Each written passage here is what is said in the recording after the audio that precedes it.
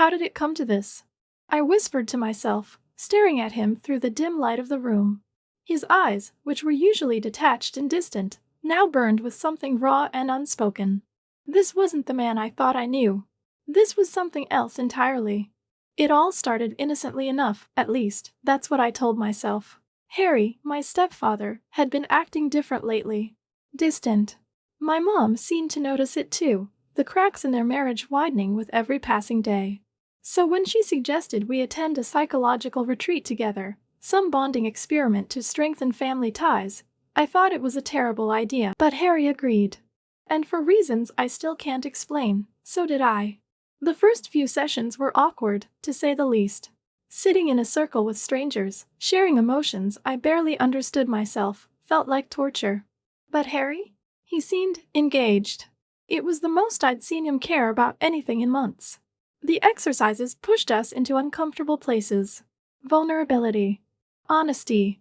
We were forced to confront things we'd hidden even from ourselves. Then, on the third day, everything changed. It was during a session where we were asked to share a moment of deep regret. The kind of regret that keeps you awake at night. When it was Harry's turn to speak, he hesitated for a moment before finally meeting my eyes. I regret not being honest about what I truly want, he said, his voice low but steady. I froze. His words hung in the air, heavy and charged. The room fell silent, and for a moment, it felt like he wasn't talking to the group at all. He was talking to me. I told myself it was nothing. A coincidence. But later that evening, I caught him looking at me across the dinner table. And it wasn't the kind of look you'd expect from a stepfather. It was something else. The next day, I couldn't shake the memory of his words. Or the way he looked at me. You're overthinking it, I muttered to myself as I walked into the group session.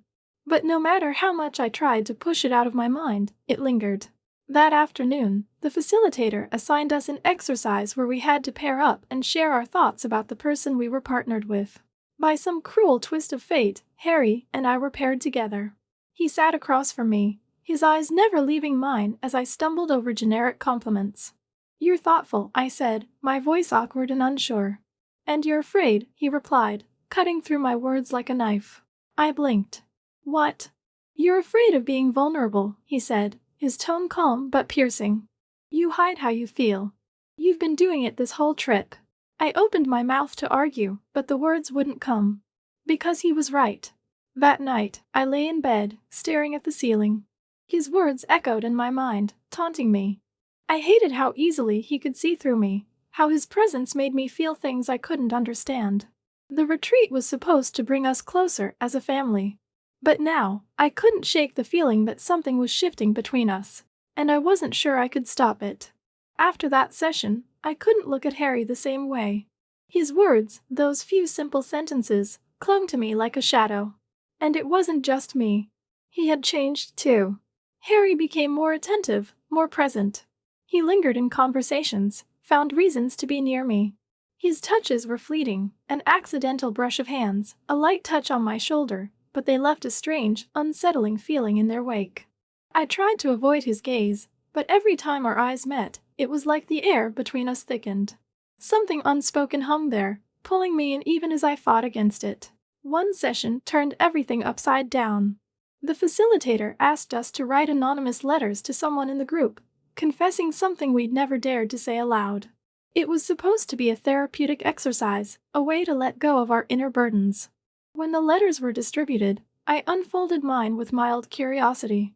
But as soon as I saw the handwriting, my breath caught. I've spent years hiding my feelings, watching from a distance, pretending I didn't care. But I do. More than I should. My hands shook as I reread the words, my heart pounding in my chest. I didn't need to guess who wrote it. The handwriting was unmistakable. It was Harry. That night, I confronted him.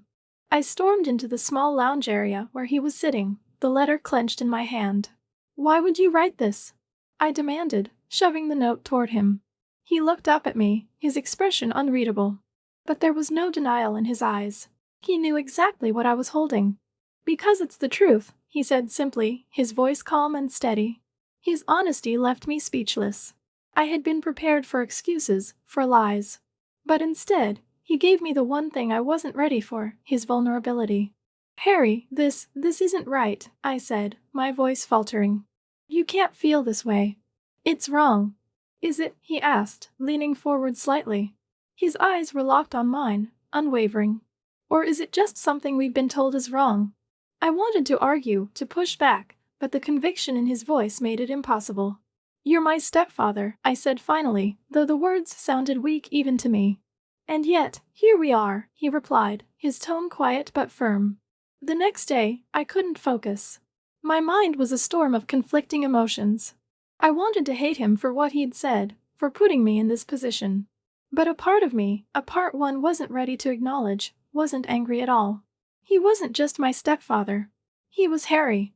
The man who had been a constant presence in my life, who had always been there, even when my mom wasn't. And now, he was something else entirely. That evening, during a group exercise, the tension between us became unbearable. We were asked to pair up and practice empathic listening, sitting face to face and maintaining eye contact while the other person spoke. By some cruel twist of fate, Harry and I were paired together. I tried to avoid looking at him as we sat down, but the rules of the exercise forced me to meet his gaze. You're uncomfortable, he said softly, his voice carrying only between the two of us. Of course I am, I snapped, my tone sharper than I intended. Why? He asked, leaning in slightly. His eyes were searching, piercing. You know why, I muttered, my hands clenched in my lap. Because you're scared, he said, his tone steady but gentle. I froze. You're not scared of me, he continued, his voice dropping even lower. You're scared of what you feel. His words hit me like a tidal wave. I wanted to argue, to deny it, but I couldn't. Because deep down, I knew he was right. That night, I lay awake in my bed, staring at the ceiling as his words replayed in my mind. You're scared of what you feel. He was wrong. He had to be wrong. I didn't feel anything. But even as I tried to convince myself, I knew it was a lie. There was something there, something I didn't want to admit. And it terrified me. The days that followed only made things worse. Harry didn't push, but his presence was constant. Every glance, every accidental touch felt loaded with meaning. And the worst part? I wasn't running away anymore. Instead, I found myself waiting for those moments, craving them even as I told myself I shouldn't. This wasn't what I wanted. It couldn't be. But then why did it feel like I was falling deeper into something I couldn't escape? The tension between us had become unbearable. Every glance, every accidental touch carried weight. I tried to avoid him, but the harder I tried, the more he seemed to find ways to be near me. At breakfast, his chair was closer than usual. In group discussions, his comments felt directed at me, even when they weren't. It was as though the entire retreat had conspired to force us together. The breaking point came during one of the group exercises. We were told to partner up, sit face to face, and hold eye contact for 3 uninterrupted minutes. The facilitator called it trust through vulnerability. Of course, Harry and I were paired together. I sat down across from him, avoiding his gaze as I nervously adjusted my hands in my lap. But when the timer started, I had no choice but to meet his eyes. At first, it felt like torture. His gaze was steady, intense, and impossible to read. I tried to focus on anything else, the flickering candles around the room, the faint hum of the air conditioner, but my eyes kept being drawn back to his. You're scared, Harry said quietly, breaking the silence. Of course, I'm scared, I snapped, my voice low but sharp. This is uncomfortable for anyone. He shook his head, leaning forward slightly. No, not because of the exercise. You're scared of me. I flinched but held his gaze. You don't know what you're talking about. I think I do, he said, his voice soft but insistent. You're not scared of me. You're scared of what you feel when you look at me. His words hit me like a freight train. My heart pounded in my chest, and my first instinct was to deny it, to tell him he was wrong. But the way he looked at me, so sure, so calm, it made me hesitate. The timer beeped, signaling the end of the exercise, and I immediately broke eye contact, standing up so quickly that my chair scraped against the floor. I need some air, I muttered, not waiting for his response. That night, I lay in bed, staring at the ceiling, his words replaying in my mind like a broken record. You're scared of what you feel when you look at me. He was wrong.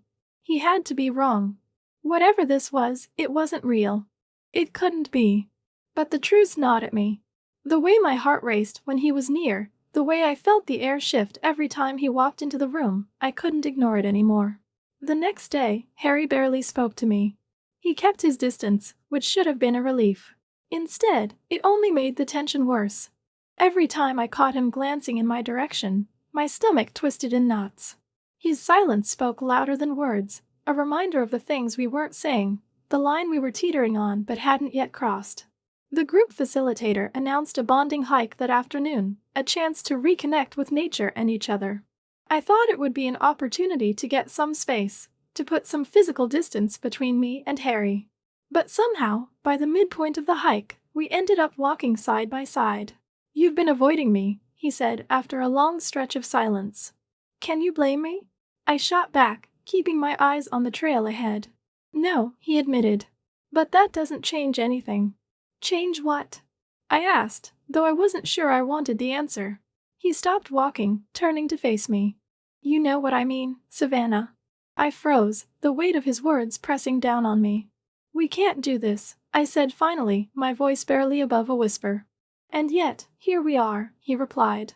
That evening, back in my room, I stared out the window at the retreat center's gardens. The moonlight cast long shadows across the grass, and I felt like one of them, caught between light and darkness, unsure of where I belonged. I thought about leaving, packing my things and walking away from this entire mess, but I knew that wouldn't solve anything.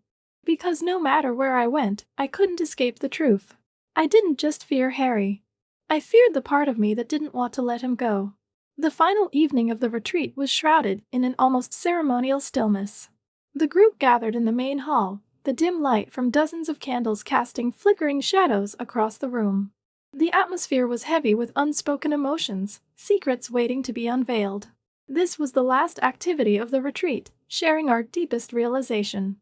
The facilitator asked each person to stand, one by one, and express what they had learned during their time here.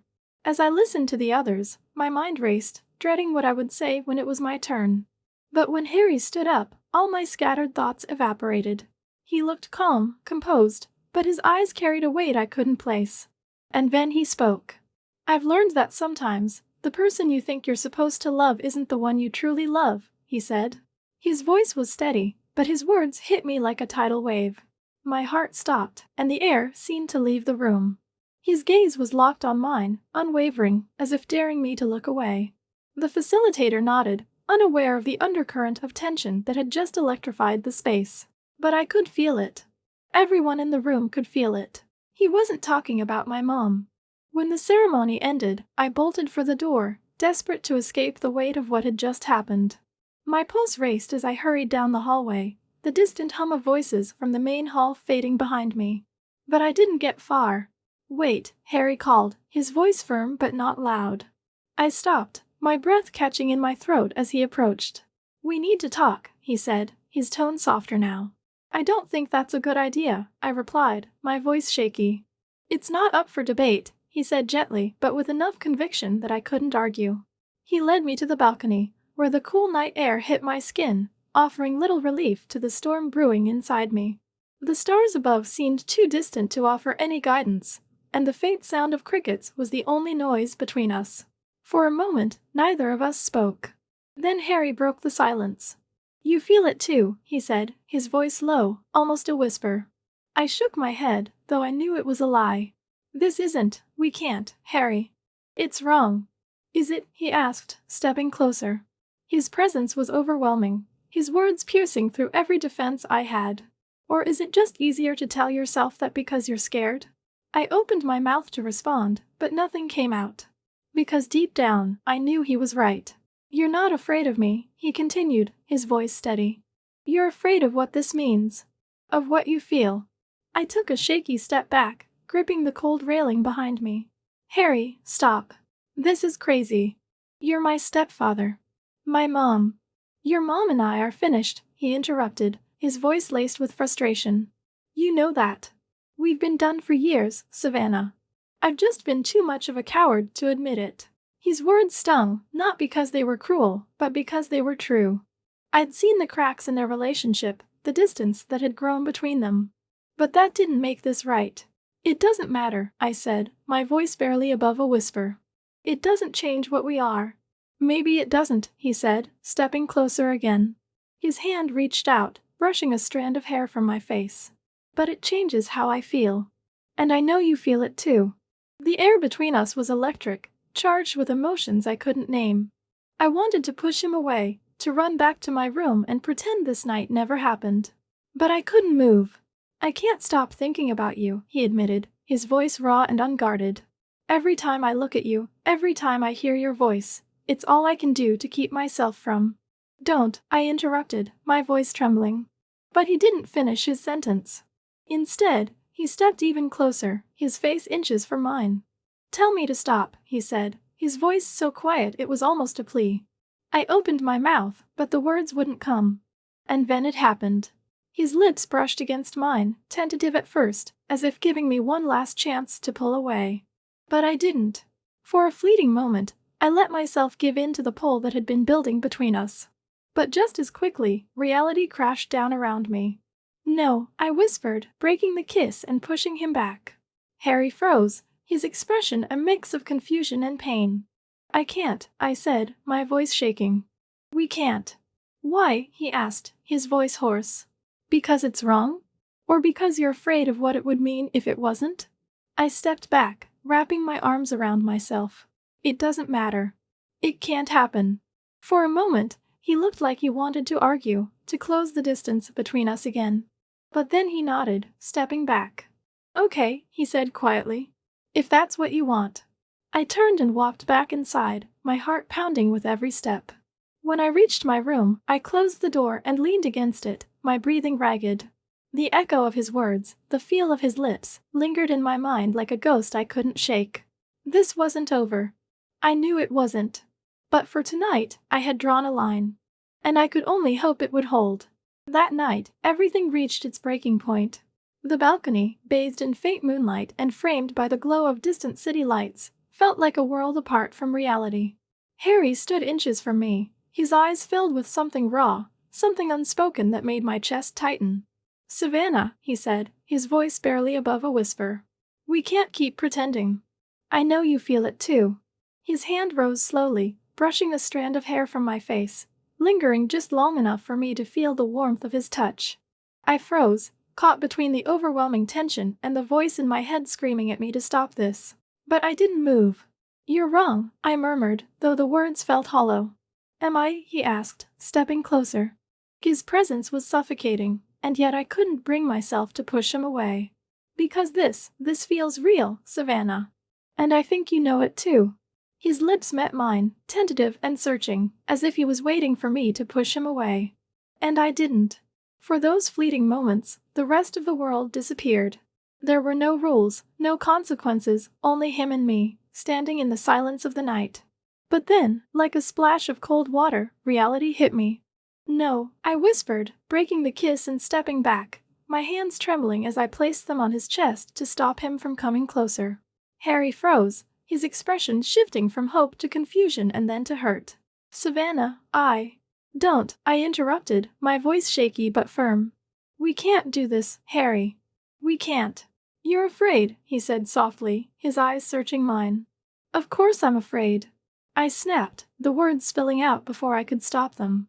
Afraid of what this means, afraid of what we'll lose, afraid of who I'll become if I let this happen. He stepped back, running a hand through his hair as he exhaled deeply. You think I'm not scared too? I've been fighting this for years, Savannah. But I can't keep pretending it doesn't exist. The air between us was heavy, suffocating, as we both stood there, trapped in the moment. This isn't love, Harry, I said finally, my voice trembling. It's something else, something we can't act on. Then what is it? He asked, his tone desperate. Because whatever it is, it's real. It doesn't matter, I said, stepping further away. Because it can't happen. It just can't. His shoulders sagged, and for the first time, he looked defeated. I never wanted this to happen, he admitted. But I can't ignore it anymore. I can't ignore you. Then try, I said, my voice breaking. Because I am. I have to. I turned and walked inside, leaving him alone on the balcony. My heart was pounding, my mind racing with everything I'd just said and everything I hadn't. Back in my room, I collapsed onto the bed, burying my face in the pillow as tears streamed down my cheeks. The kiss lingered on my lips, a painful reminder of the line we'd crossed, the moment we couldn't take back. This was supposed to be the end, but it didn't feel like it. The next morning, the retreat ended with a quiet breakfast. Everyone was exchanging polite goodbyes, but Harry and I avoided each other, the silence between us louder than any words. As I packed my things, a knock at the door startled me. When I opened it, Harry stood there, his expression calm but his eyes heavy with emotion.